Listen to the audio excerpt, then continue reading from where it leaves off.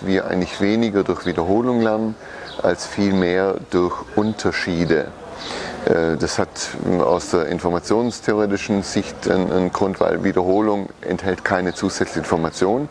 Das heißt, ich kann zusätzliche Informationen holen und dann gibt es eine neurologische Begründung, dass sobald ich einen neuen Reiz kriege, das System im Prinzip wieder wach wird. Und das war die Begründung, warum wir das als Lernen an Differenzen genannt haben und als differenzielles und nicht als differenziertes Lernen. Also ich halte das FUBA für eine sehr schöne Umsetzung von differenziertem Lernen, weil dort sehr viele unterschiedliche Techniken, unterschiedliche Disziplinen, am Anfang noch relativ viele Regeln mit reinkommen. Das heißt, man muss eigentlich ständig umstellen und das ist mit ein wesentliches Element, was beim differenziellen Lernen eigentlich beabsichtigt ist, so quasi durch die ständige Umstellung eigentlich eher die Anpassungsbereitschaft zu lernen, als jetzt konkret irgendwelche Techniken. Die werden sicher mitgelernt, aber durch diese ständige Umstellung kriegt das Gehirn einen anderen Zustand noch, wodurch sie eigentlich genau diese Bewegungen noch schneller lernen können. Also jetzt von meinem ersten persönlichen Eindruck glaube ich, dass das jungen Spielern auf jeden Fall was bringt, weil es das Bewegungsspektrum erweitert. Als Wissenschaftler würde ich sagen, das wäre jetzt die Grundlage für einige hundert Forschungsarbeiten, die man dazu angehen müsste, um darüber verlässliche Aussagen zu machen.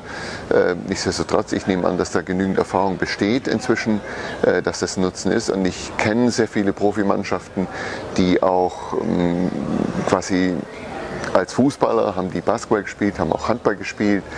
Handballer haben Fußball gespielt, weil es einfach inzwischen bekannt ist, dass man aus anderen taktischen Bereichen durch Umdenken nochmal im Prinzip was Neues lernen kann. Also in FUBA werden ständig Situationen kreiert, an denen man unmittelbare Rückmeldung hat. Okay, was jetzt im Augenblick meint, man braucht dann einen sehr erfahrenen Schiedsrichter, der die Rückmeldung gibt, relativ schnell dann auch gibt. Das könnte ich mir am Anfang noch etwas problematisch vorstellen, aber auch daran kann man sich gewöhnen. Aber man kriegt ständig neue Situationen, wo man direkt an der Konsequenz spürt, was man zu ändern hat. Eine Rückmeldung, ohne da jetzt irgendwie groß gepeinigt zu werden von irgendeinem Trainer, was man falsch gemacht hätte. Also unter Stress werde ich nicht kreativ sein. Das heißt, ich muss hier vorne quasi erstmal die Kontrolle ein Stück weit abschalten können. Das heißt aber auch, ich darf nicht bestraft werden anschließend, weil das dann schon wieder ein Bedürfnis von Kontrolle hier mit sich bringt. Also da sind schon viele Aspekte drin, die im FUBA eigentlich umgesetzt werden, ja.